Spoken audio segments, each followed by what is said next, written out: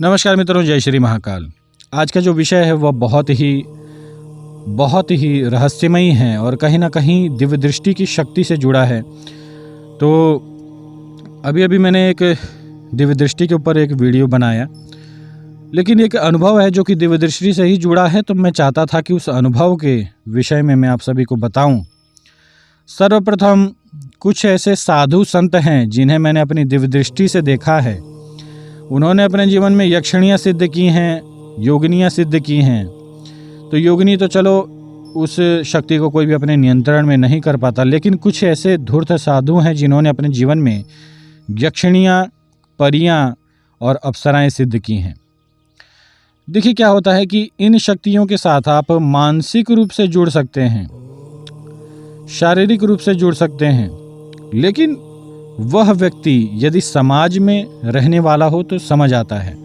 लेकिन साधु संत तो ईश्वर को प्राप्त करने के लिए साधु बनता है, सन्यासी बनता है। लेकिन साधु संत आजकल के मैं देख रहा हूँ अपनी दिव्य दृष्टि के माध्यम से कि वे सभी तो अप्सराओं को सिद्ध करके, यक्षिणियों को सिद्ध करके, परियों को सिद्ध करके उनसे भोग रहे हैं। ठीक है, भोग भोगने का अर्थ है संभोग कर रहे हैं, मानसिक रूप से भी, सूक्ष्म शरीर के भी द्वारा। और कुछ तो ऐसे साधक हैं जिन्होंने मेहनत करके स्थूल रूप में शक्ति के दर्शन प्राप्त किए, स्थूल रूप में शक्ति को प्रकट किया और फिर स्थूल रूप में ही वे सभी अपनी सिद्धियों शक्तियों को बुलाकर उनके साथ इस तरह के कर्म करते हैं। तो ऐसे साधु पड़े हैं, क्या कहा जाए। तो ये एक अनुभव रहा मेरे जीवन का। साथ ही साथ में एक बहुत ही दिव्य अनुभव रहा है, वृंदावन से जुड़ा। ये जो अनुभव है, इसी अनुभव को बताने के लिए मैंने ये वीडियो बनाया है। मित्रों, आप सभी ने वृंदावन में देखा होगा कि बहुत सारी वृद्ध माताएं हैं जो कि बहुत ही गरीब हैं और देखने में ऐसा लगता है कि उन्हें उनके घर वालों ने भगा दिया है, लेकिन वे वृंदावन में आकर भगवान कृष्ण की भक्ति करती हैं, उनके नाम का जप करती हैं। ऐसी माताओं के पास खाने का भी ठिकाना नहीं होता और ठंड में उन्हें बहुत ही दिक्कत होती है। कोई भी भोग की सामग्री नहीं होती उनके पास। ठंड से बचने के लिए या फिर गर्मी से बचने के लिए, भूख को मिटाने के लिए उनके पास भोजन नहीं होता है।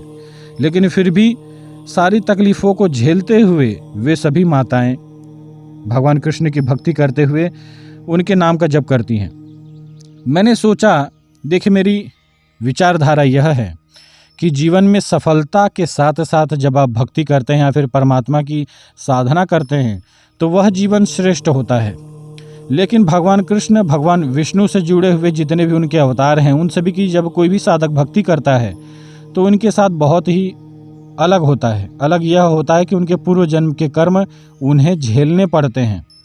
और यही कारण रहा है कि मैंने अपने जीवन में कभी भी ज़्यादातर भगवान कृष्ण की भक्ति को मैंने ज़्यादातर उनसे दूर ही रहा हूँ मैं। देखिए मेरे जीवन में बहुत ही बड़े बड़े बदलाव हुए हैं जिनके विषय में मैं आप सभी को बताना चाहूँगा।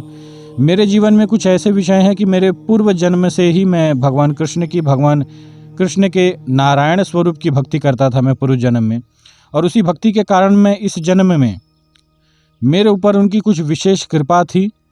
ये चीज़ें बोलनी तो नहीं चाहिए, लोग कहेंगे कि अपने मुँह मियाँ मिट्ठू जो भी होता है वो लोग बोलेंगे, लेकिन मैं चाहता हूँ कि आप सभी इस बात को समझें। तो कुछ ऐसी विशेष कृपा है मेरे ऊपर भगवान विष्णु की कि उनकी तरंगें स्वयं ही मेरे साथ जुड़ी हुई हैं। उनके कुछ विशेष नाम हैं, जब उन नामों को मैं लेता हूं तो मेरे शरीर पर बाकायदा शक्तिपात होने लगता है और भगवान कृष्ण अपनी भक्ति के प्रति मुझे खींचते रहे हैं बचपन से ही। लेकिन जब मैंने यह ज्ञान प्राप्त किया कि कृष्ण भक्ति करने से या फिर भगवान विष्णु की भक्ति करने से जीवन में इतनी परेशानियां आती हैं और कहीं ना कहीं मैंने उन्हें झेली भी हैं, ठीक है, तो इसलिए मैं उनसे दूर रहता हूँ कि भाई मुझे पागल नहीं होना वृंदावन के वासियों की तरह। आपने देखा होगा कि भाई वृंदावन में जो भी जाता है और अगर उसने वहाँ के किसी साधु सन्यासी को स्पर्श किया हो या फिर उनकी वाणी सुनी हो तो वो कहीं ना कहीं पागल हो जाता है भक्ति में। तो मैं उस तरह पागल नहीं होना चाहता, इसलिए मैं भगवान कृष्ण से दूर ही रहता हूँ क्योंकि मुझे उनसे डर लगता है। तो कृष्ण की भक्ति से डरना ये मेरे जीवन का सबसे बड़ा डर है और इसका कारण भी ये है कि व्यक्ति पागल हो जाता है। वो पागल होने का विषय क्या है? कृष्ण की भक्ति करने से साधक के मन में एक बहुत ही भयंकर आनंद उत्पन्न होता है कृष्ण की भक्ति का। भगवान विष्णु की भक्ति का। इसलिए मैं नहीं चाहता कि मैं उस प्रेम के चक्कर में पागल हूँ, घर बार त्याग कर चला जाऊँ।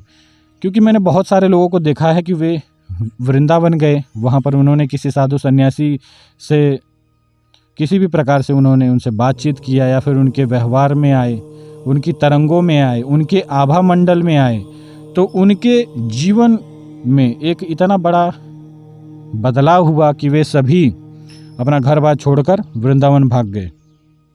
और आज कष्ट सहकर भी वे सभी कृष्ण की भक्ति करते हैं, भगवान विष्णु की भक्ति करते हैं। तो इस चीज़ से डर लगता है। अनुभव क्या है मेरा, मैं आप सभी को बताता हूँ। देखिए, हम जिस किसी भी ऐसे कृष्ण भक्तों को देखते हैं जो कि पागलों की तरह हरकत करता है, कुछ ऐसे लोग होते हैं जो कि औरतों की तरह श्रृंगार करते हैं, होते पुरुष हैं।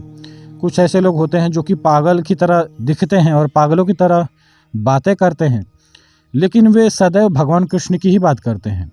तो इन सभी में आखिर ये बदलाव क्यों होता है? इन सभी का कारण है कृष्ण। भगवान कृष्ण साक्षात ब्रह्म हैं और ब्रह्म की जब कोई साधक उपासना करता है तो कहीं ना कहीं उसका आनंद उसे प्राप्त होता है। और जब भगवान कृष्ण की भक्ति की जाती है, वह भी वृंदावन या फिर उनसे जुड़े हुए किसी भी क्षेत्र में जाकर, तो मैं देखता हूँ कि उसके शरीर में ऐसी ऐसी चमत्कारिक स्थितियाँ उत्पन्न हो जाती हैं कि उसे पूर्ण आनंद आना आरंभ हो जाता है।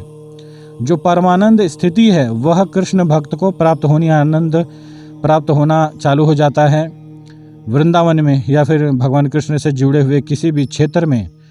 तो इस चीज़ से डर लगता है।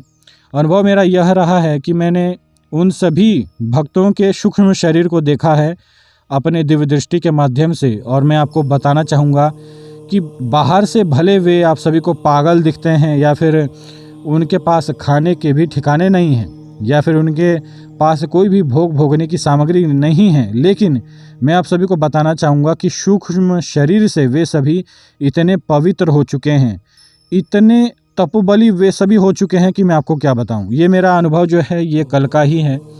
मैंने एक वीडियो में एक वृद्ध माता को देखा जो कि बहुत ही परेशान थी। उनके पास खाने के लिए भोजन नहीं था, ओढ़ने के लिए या फिर ठंड से बचने के लिए कोई भी सामग्री नहीं थी, और ये चीज़ें YouTube पर बहुत चल रही हैं। तो मैंने उसी में से एक वीडियो में उस माता को देखा।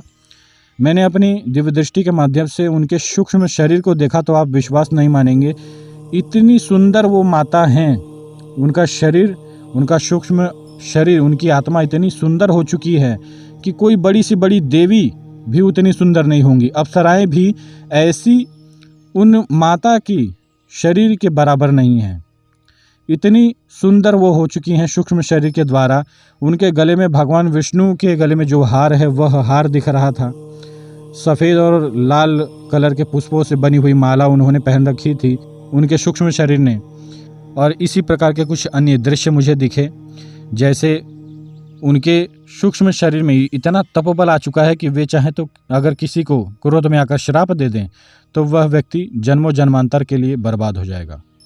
और यह केवल उसी महिला के लिए नहीं, वृंदावन में जो भी साधक जा रहा है और भगवान कृष्ण की भक्ति कर रहा है, और करते करते भक्ति करते करते जब वह पूर्ण रूप से वृद्धावस्था को प्राप्त हो चुका है, तो मैं देखता हूँ कि उसके सूक्ष्म शरीर को वही स्थिति प्राप्त हो जाती है। यानी कि वे सभी जीते जी मोक्ष को प्राप्त कर ले रहे हैं। तो यह घटना हो रही है। तो मैं चाहता था कि इस अनुभव को आप सभी को बताऊं। हो सकता है कुछ लोगों को मेरे यह अनुभव बहुत ही अजीब लगें, लेकिन यह अनुभव 16 आना सत्य है। इसीलिए मैं भगवान कृष्ण से डरता हूं और उनकी तरंगों से मैं सदैव दूर रहता हूं।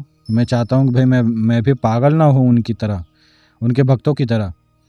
कृष्ण भक्ति करना कोई गलत बात नहीं है, लेकिन वो जो कृष्ण भक्ति करते करते व्यक्ति पागल हो जाता है, घर संसार छोड़ देता है, ये चीज़ मुझे गलत लगती है। और मैं भी कहीं ना कहीं भगवान शिव की भक्ति में पागल हूँ। तो मैं चाहता हूँ कि भाई मेरे शिव ही मेरे लिए सदैव रहें और वही मेरे लिए सब कुछ हैं। तो जय श्री महाकाल सभी को। यह जो वृंदावन का अनुभव रहा है मेरा, मैं आप सभी से यह प्रार्थना करना चाहूँगा कि आप सभी इस अनुभव से जुड़ा कुछ ना कुछ कमेंट करें, वीडियो को ज़्यादा से ज़्यादा लाइक करें, शेयर करें, सब्सक्राइब करें चैनल पर यदि नए हैं, और इस वीडियो को ज़्यादा से ज़्यादा शेयर करें ताकि जो मूर्ख लोग हैं, जो कि वृंदावन वासियों को पागल कहते हैं, उन्हें उनके असलियत के विषय में पता चले। कि वृंदावन में होता क्या है। तो आज के लिए इतना ही। जय श्री महाकाल।